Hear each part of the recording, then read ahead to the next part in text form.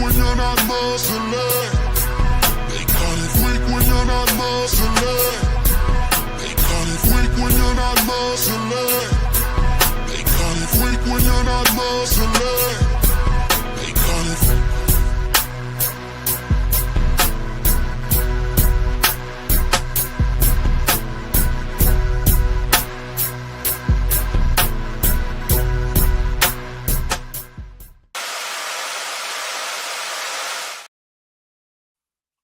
What's up, sports fans? This is FanDuel Zaya coming to you live with another episode of 12 Roads to a Title. I want to give a special shout out to the WTP Sports Dudes, Parlay Poe, T1, aka City League TV, Mossberg with Level Up Sports 10, post game of the Post Game 86 podcast, and a special shout out to SEC Sean. This is a bittersweet episode today, as y'all know. Last week, if you were tuned in with the pre-recording that we dropped last Monday, SEC Sean was a part of this. I don't know if he's going to be able to make it today. He's going through some family issues, so just keep him in your prayers as we get this kicked off. Keep him in your mind, him and his family, man. But SEC Sean, if you're watching this, we love you, man. We here for you, man, and just keep it pushing, man. You know, stay strong out there. You know, times like this, they can be rough, but you got some support behind you. So please keep him in y'all's prayers. This week,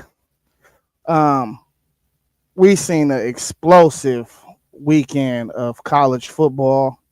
I don't think nobody coming into the week felt like we were going to see the things that we saw this weekend, and it was a wild weekend. If you're a college football fan, man, you had to really enjoy the explosions that you seen. We thought we were just going to skip through this week. We didn't think it was going to be too much shaking up, but we seen 3 ranked teams fall to unranked opponents this week. So I think that's just the state of college football that we're in today. And with this NIL era, you're seeing a lot of teams have the talent that they shouldn't have on their roster. You know, the biggest game that we seen this week that shook up the rankings was that Penn State game. I mean, the Texas-Florida game was a close call to that statement I made as well. But one thing about it is some people picked Florida to win that game. So that's why I said Penn State, UCLA.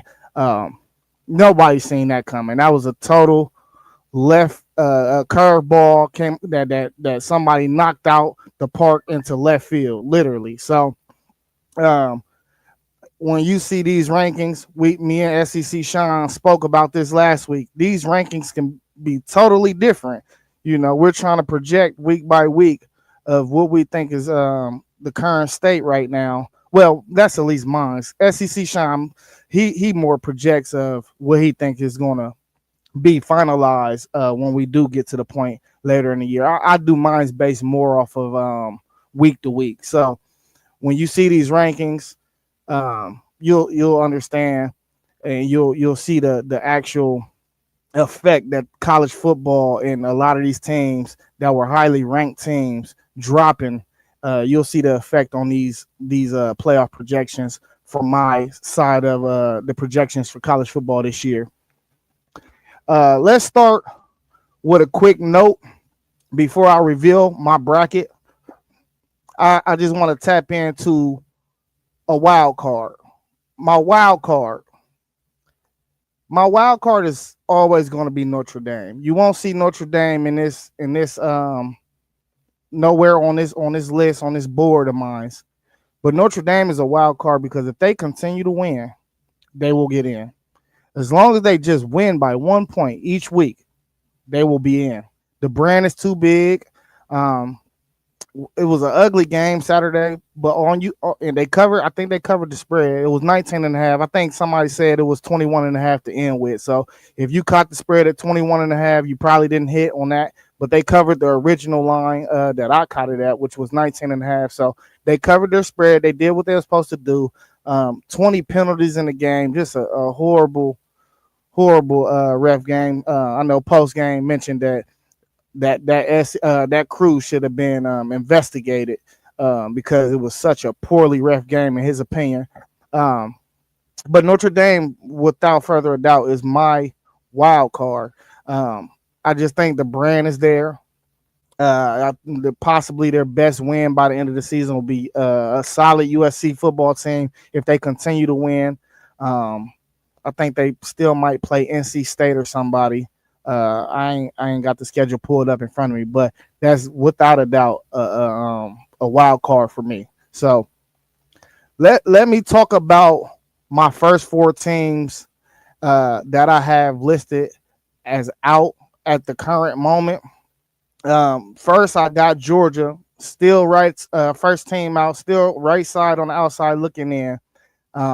And just to follow that up, Tennessee, I have two SEC teams right on the outside looking in. And the reason why I had those guys there for the current moment is because I looked at my bracket last week and I thought to myself, Zaya, you know the committee not going to put in but a certain amount of teams. So this week, what I had to do is break it down and categorize how many teams I feel like the committee will put in. And with Penn State losing this week, the Big Ten, it looked like the Big Ten can only get 3 teams, possibly 4 still. But Illinois has a 63-10 loss, and they're a 1-loss team. And do I think the committee will put them in with 2 losses? I have to pause for concern on that because I think they'll rather just give another Big 12 team or another ACC team a bid. So I don't think, even if Illinois only lose to Ohio State this week, for the rest of the year, if they only have 2 losses, I don't think Illinois can make it in. So that was the first explosion for the Big Ten, is one of your best teams coming into the year lost. So now it's like, where's the strength? Who do we think is they're automatically gonna feel like it's better football played in the SEC. So I see no other way but the SEC actually getting 5 teams in, maybe 4 if they decide to put 2 ACC and 2 Big 12s. So that's where I lie with that, and we still got to account for Notre Dame being an independent, still in a bid. So that's why you're going to see how my bracket is shaped out. Notre Dame hasn't pushed themselves all the way up yet. They have to continue to win, and we'll see what happens. Texas falling to Florida shook up the bracket. This is a top 10 team that only loss coming into the game was Ohio State. And as we see the polls drop today, they have Texas all the way out of the top 25 rankings. Texas is not even in them or Penn State, not even in the rankings no more, not in the top 25 in the country. Both are still receiving votes to be top 25 teams. I think Texas is probably more deserving to be closer to that top 25, if not in the top 25 than Penn State, because it is unacceptable to lose to a UCLA team that is just. One thing we can say about Florida, at least, is we see the talent on Florida. That defense is a really good defense. UCLA don't got nothing, man. You got Nico Imalave, who is a former 5-star quarterback. But I mean, what else do you see on their team? You know, you don't see nothing. So, and another game that shook up the polls and shook up my bracket this week was Iowa State. Iowa State fell to Cincinnati on the road at Cincy. This team, like Parlay Poe always liked to talk about, they like dog fights. I felt eventually that'll catch up to them.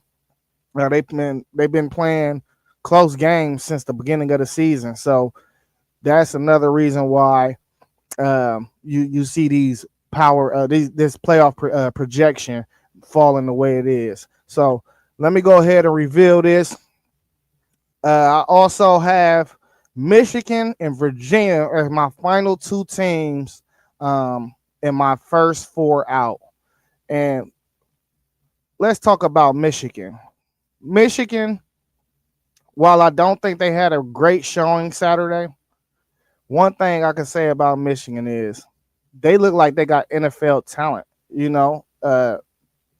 looks different. The athleticism out there on both sides of the ball looks different.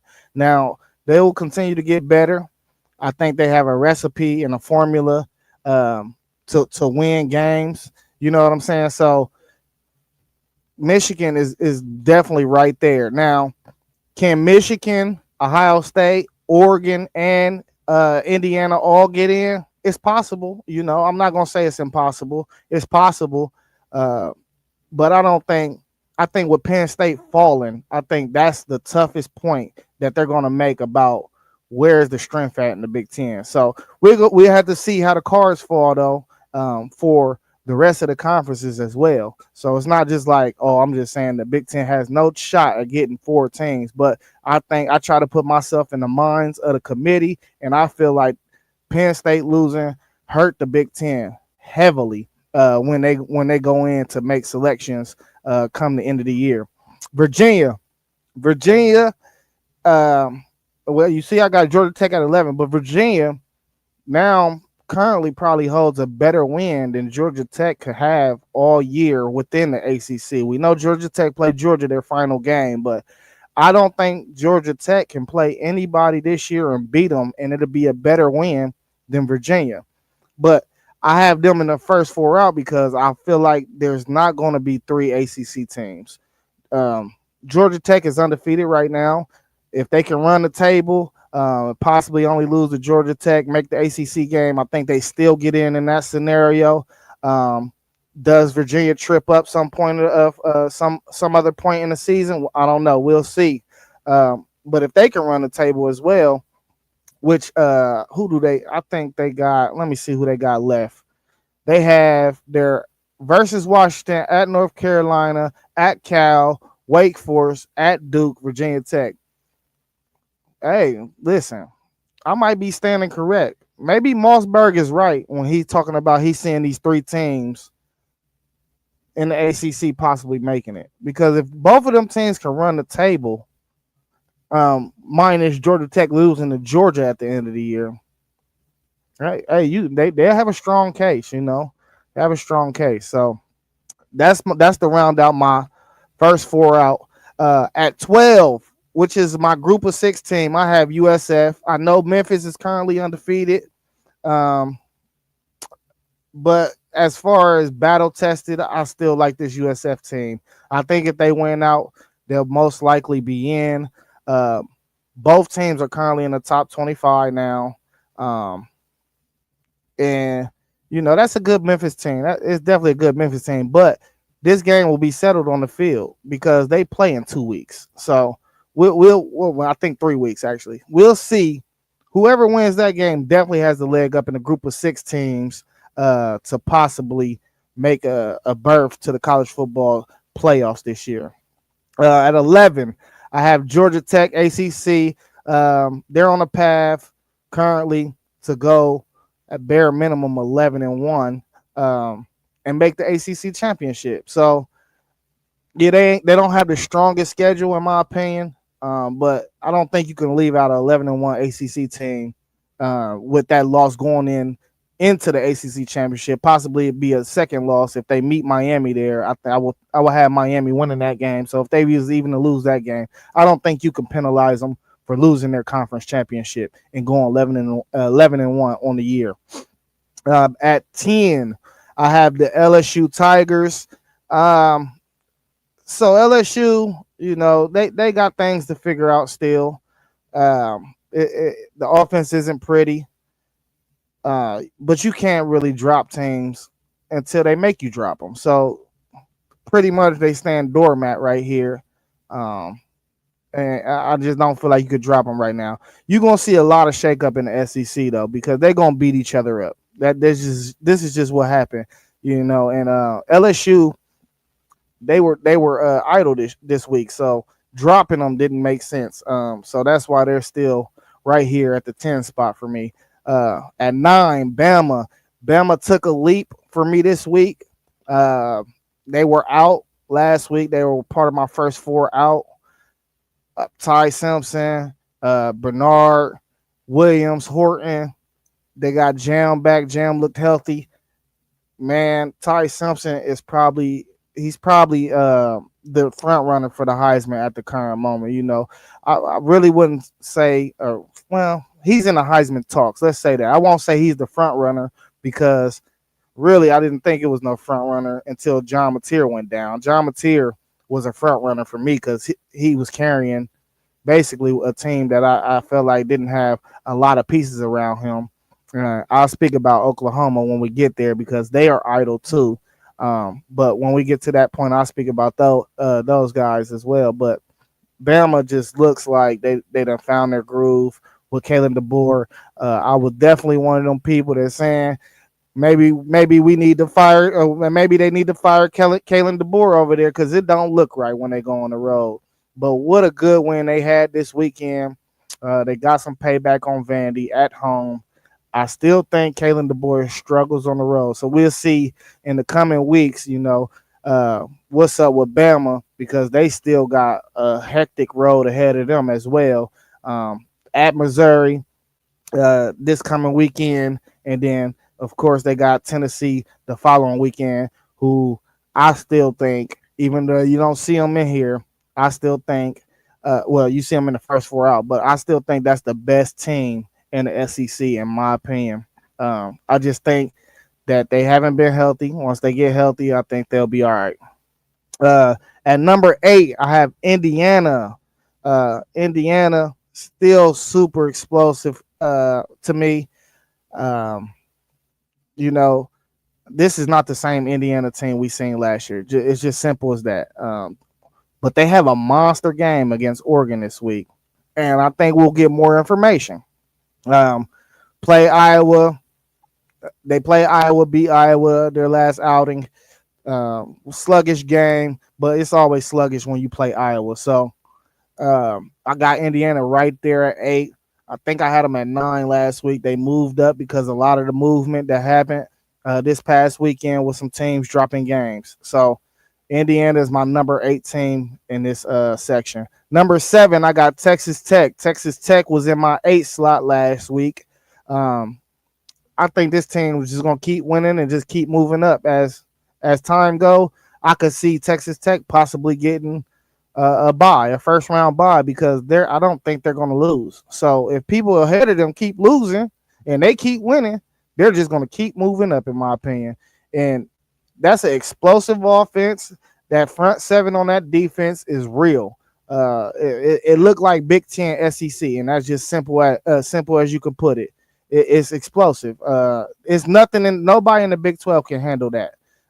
It's just a totally different caliber of player that they have on that, the offensive line too, not just the defensive line, the offensive line as well. Them dudes is built for the SEC and the Big Ten. Literally, you do not see that type of football being played in the Big 12. So I got them at 7, and I'm telling you, they're going to keep moving up. 6, we got Ole Miss, Mississippi. I said it last week. They have the most manageable schedule out of anybody in the SEC from here on out. They got Washington State this week. They're going to blow Washington State out of the park. I don't care who playing quarterback. Washington State is terrible this year. I don't see Washington State being able to do anything with them. And this is another team I feel like might just keep moving up because people in front of them are more than likely going to win. Now, they still got 2 real rugged games on their schedule. They still got to go to Georgia, still got to go to Oklahoma. So we'll see what happens in that game. Hopefully Mateer is back, so we can see good on good. We don't want to see nobody not healthy going into them games, to these big time games. We want to see what everybody looks like when they're the healthiest and what their best looks like. So Ole Miss is my number 6 team. Number 5, I got Oklahoma. What could we really learn this week? People might look at this and be like, "Oh, Zay, you still got Oklahoma in your top 5." Oh, they played Kent State this week, and while I do think Hawkins probably still got some work to do as a passer, I got to see it against a big time opponent, which leads me to the Red River Shootout this weekend. And say what you want about Texas, this is a rivalry game. You better believe that Texas is going to give Oklahoma their best shot. Um, and they got dudes still on Texas, even though we don't like what we seeing out of Texas right now, and they just lost a crushing game. It's still a rivalry game, and you still got to go out there and bring your A game, or you're gonna lose. So let me see what Oklahoma looks like this week. With Hawkins behind the center. But one thing I know is that defense is real. They have a good defense, you know. Um, and that's something that you always really seen from Brent Venables. Brent Venables always has a good defense. You know, he's a defensive coach. So I got Oklahoma at 5. All right, my top 4. I kept it the same this week. Texas A&M, Miami at 3, Oregon at 2, OSU at 1. People might be like, "Oh, Miami should jump. Maybe Oregon, maybe even get consideration for 1." I kind of just don't see it that way. I'm more in the realm of teams have to lose, man. You don't just drop a team because somebody else behind them won a game. You don't do that. They keep on shuffling up the rankings. Oregon beat Northwestern a couple of weeks ago only by 20 points, and they dropped them, and then they jumped them right back up after they beat Penn State. Now we're learning that Penn State win might not be real, you know. So, and that they took them in overtime, but Oregon went on the road in a whiteout in one of the toughest environments in the country, playing a whiteout game at Death Valley at night. You know what I mean? Like one of the toughest games. So that's my top 4. Texas A&M at 4. Marcel Reed. I like the defense. I think they can win games multiple ways. 3 Miami, 2 Oregon, and 1 Ohio State. Ohio State is definitively the best team in the country to me. But I can say this. I think Ohio State, Oregon, and Miami is in a tier of their own right now. I think any of 3 of them teams really can win it all. I will be surprised if one of them teams doesn't win it this year. Just thus far from what I've seen this year, teams still got plenty of time to get better though. So don't take this and run with it, because by week 10 or 11, a lot of these teams can be different, you know. So, but them are clear cut the top 3 teams in the country. So I wouldn't have a problem with somebody arguing Oregon 1 or Miami 1. I wouldn't have a problem with it at all. But I will come back and dispute my own facts of why the Buckeyes should stay and be the number 1 team in the country. Now, let's just do a little progression like we did last week. We're going to start with the 12-5 game. Oklahoma and USF. USF will be traveling to Oklahoma to Norman to play the Sooners. With a healthy Mateer, I see it's no way that USF will probably beat them. Not well. I lied. That USF team is tough. I think they'll try to give them a fight. But that very well can change with USF. It could be Memphis. It could be anybody else. Honestly, but I don't know. With a healthy Mateer, man, Mateer just so dynamic. I think they'll get a win. I don't even think it'll be a crazy blowout. It'll probably be by like 17 points, but not crazy. And that'll set up a matchup with 5 and 4 Oklahoma and Texas A&M. But let me go ahead to the Bama Indiana game. In Indiana, Bama, that will be a fun game this year. I honestly feel like it will be a fun game. Man, I'm gonna go Indiana in that game. I think Indiana beats Bama, especially if it's played in Indiana, because I gotta take the weather as a factor. Indiana has an experienced defense. They even have an experienced offense. Mendoza, the quarterback. I think he's kind of going under the radar, even though you see a lot of NFL scouts talking about him possibly being a number 1 pick. You see some people saying Mendoza. You see some people saying Dante Moore of Oregon. But man, I'm telling you, this is not the same Indiana team. They fixed their offensive trenches and they already kind of really had solid dudes on the defense in the trenches. I think they can stand up with anybody in the country just about. And I'm gonna take Indiana at home if they have a home game against Bama. Uh, the 11-6 matchup, Georgia Tech will be traveling to Mississippi. Um, so in this scenario, I had Ole Miss kind of making it to the championship last week. Y'all can also go to any one of the channels at the bottom and check out that podcast and see what kind of the difference is. But Georgia Tech and Haynes King, I think Haynes King just has a will to win. I feel like he could go in there and upset Ole Miss. I don't think the moment to be too big for him. As we see him go into like 4 overtimes with Georgia last year. I think Haynes King can get him one right there. So I would pick the upset in that game in the 11-6 matchup. We're gonna move on to the 7-6 matchup, Texas Tech LSU. Man, I'm real high on this Texas Tech team. I think their front offensive line and their offensive line and their defensive line are SEC and Big Ten worthy. So I don't think they'll be outmatched in this game at all. The freshman Hammond came in, been balling. You got Eakin. You got so many explosive receivers on that team. For real, they got about 4 receivers. I think they're comfortable with. You just see explosion. Now that secondary to me is not the best. I think the secondary can be had if you can figure out how to scheme and block that defensive line. But that's a big if, because they setting up packages to where they might blitz 5 and you a 1-on-1 across the line, and you got somebody gonna win. It's just like what you see kind of sort of with the Packers in the NFL right now. One of them dudes is just gonna win, and that's what's been going on this year. And maybe SEC front, which what they look like, could stand up to it, or a Big Ten front.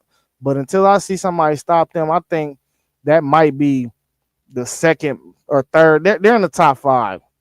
The front 4 they're in the top 5 on the year in the country for me. So I think Texas Tech will win that game, especially playing at home with an LSU team that cannot muster no offense for real. Till I can see LSU muster no offense, I'm not really too confident in them. So you got LSU advancing, Georgia Tech advancing, Oklahoma advancing, and Indiana advancing. I like in the 5-4 game, Texas A&M, Oklahoma. I like Texas A&M to win that game. 2 like teams. I feel like both got some quarterbacks that can scramble. Texas A&M, though, one thing I'm impressed about Texas A&M is I thought Le'Veon Moss looked like his old former self last week. And then boom, you see Owens bust. Now it's looking like they got a 2-headed monster in that backfield. And then you still got to worry about Craven and Concepcion. So that offense can get real explosive, man. And it's gonna be a tall task to stop that offense. So I'll go Texas A&M in that one. At the 3 game, I will have Miami versus Georgia Tech in a rematch from the ACC championship, possibly. I will go Miami again. I think Miami, like I said, is in a tier of just Oregon and Ohio State, and it's Miami. I think them are the 3 best teams in the country without a doubt. And I don't even think it's like really close. I think like the next tier of teams, 4 down, it's like a noticeable separation. So that's why I'm going with Miami against Georgia Tech. At the 2 seed Oregon, they'll be playing Texas Tech, and that will be a fun game, man. I'm telling you, both of these teams are supposed to be explosive on offense. I think they both got NFL talent across the board. Texas Tech more so on the defense. Texas Tech do got a nice tight end, though. I cannot think of his name right now, but that tight end is nice. If y'all haven't checked that out, if y'all haven't checked out Texas Tech, period, y'all need to go check them out as soon as possible. I think they play. Who do they play? No, they play BYU later on in the year. But that's probably a game y'all should keep y'all's eye on. But check them out whenever you get a chance. Period, though, because they got dudes on both sides of the ball. But Texas Tech, Oregon, this would be where this game will be. Sugar Bowl? No, might be at the no. I don't know where this game will be. It might be at the Sugar Bowl, but Oregon, Dante Moore. They got explosives on offense. DeCorian Moore. They got an NFL defensive line. Um, Oregon is impressive to me.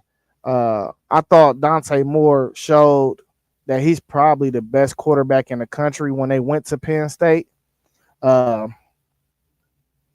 just because of the environment, he didn't look like the environment sped him up none. He didn't.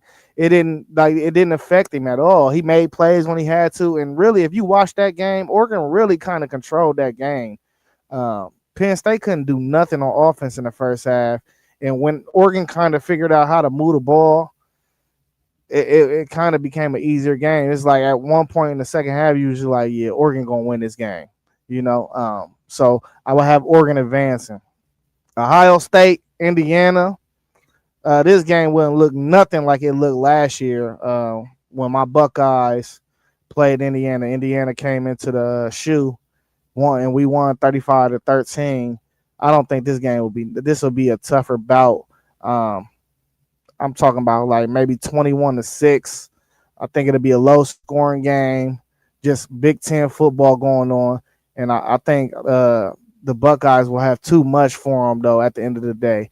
You know, Julian Sayin, I mean, if you watched him this weekend, it's like he's the most accurate quarterback in college football. It's not even close. I wanted to see the handcuffs come off, and they came off, and we seen exactly how explosive our offense can look. And Rob, Mr. WTP Sports Dude himself, you know what I mean? He would say it was only because Minnesota, but regardless of who the opponent was, you still got to go out there and do it.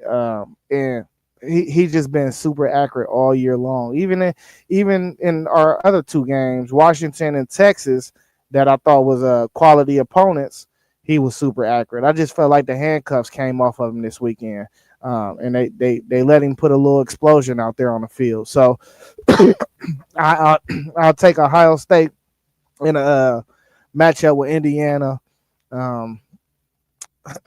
Maybe we might see these teams. It's possible we could see them in a Big Ten championship, depending upon the outcome of Oregon and Indiana this weekend, and we'll see. So that will leave us with Ohio State versus Texas A&M and Oregon, Miami. Man, it's looking like the top 4 seeds right here. I do think this will change. Like I said, this can change week to week. I think eventually Texas A&M will lose, and they won't be in that 4th spot. I really don't see Miami or Ohio State losing. And like I said, Oregon, Indiana, that can possibly go any way this weekend. We'll see. And I'm going to study that game a little more probably Wednesday. And on the Thursday night show, maybe I'll bring a little preview to that and let y'all hear what's on my brain about what I done studied throughout the week. But Oregon, Miami, man, that's just like a pick'em game to me, man. I think it's equal talent. Carson Beck looked like he's back to 2023 form. Malachi Tony, that run game is good. That defense looked different. Man, I'm going to go Miami, though. I got Miami winning that matchup just because Oregon always seems to lose when it's the postseason. They always let you down for some reason. Now, I do think Oregon got the better coach. I think Dan Lanning is significantly better than Mark Cristobal. He said that you can almost see me. Yeah, I do think Dan Lanning is Mark Cristobal. You know what I mean? And Miami just is a pound for pound. I think they got as much talent as anybody in the country, so I'm going Miami in that matchup. Ohio State, Texas A&M, I think would be a good game. But I think just right now, Ohio State is humming on another level, man. I just don't think nobody has nothing for them in the country. So against a Texas A&M team in a semifinal, uh, okay, nice to meet you all, my suck at life. You suck at life. Um, but I think Ohio State is just humming on another level, you know. Um, and I think it's without a doubt that we'll be playing for a national championship this year. So that'll leave me with Ohio State and Miami. Wouldn't that be a banger to see? Uh, right now, I think really Miami and Oregon are the only teams that could be on the field with Ohio State. And of course, the team up north, I give them their credit where it's due. But man, I just don't see nobody winning it all this year. And I think we're in the midst of watching a dynasty, you know. So man, just strap up. Hey, you ain't gotta like my pick, you know what I mean? This is how my bracket go and what I feel I've seen thus far through week 6, you know. But like I said, every week things can change, man. Things can change, bro. So we'll see what happens. We're gonna see explosions throughout the rest of college football from probably for every weekend after this. You know what I mean? So and we got a lot of key games on the docket this weekend. Bama travels to Missouri. Ohio State goes to Illinois. We're gonna see Indiana, Oregon. You're gonna see the Red River River shootout. You know where unranked team in Texas can knock off a top 10 team in Oklahoma. You know, I think Notre Dame got NC State. It's some games. Explosive Kansas team who we seen clip a couple people last year. You know, they got Jalen Daniels on that side. He still got 16 touchdowns to 2 interceptions. So we'll see. You know what I mean? We'll see about that too. You know, that can be an interesting game. You got Georgia, Auburn, another rivalry game.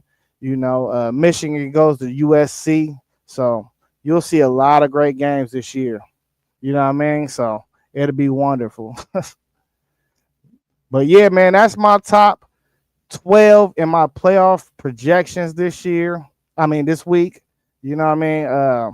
Like I said, next week it'll change.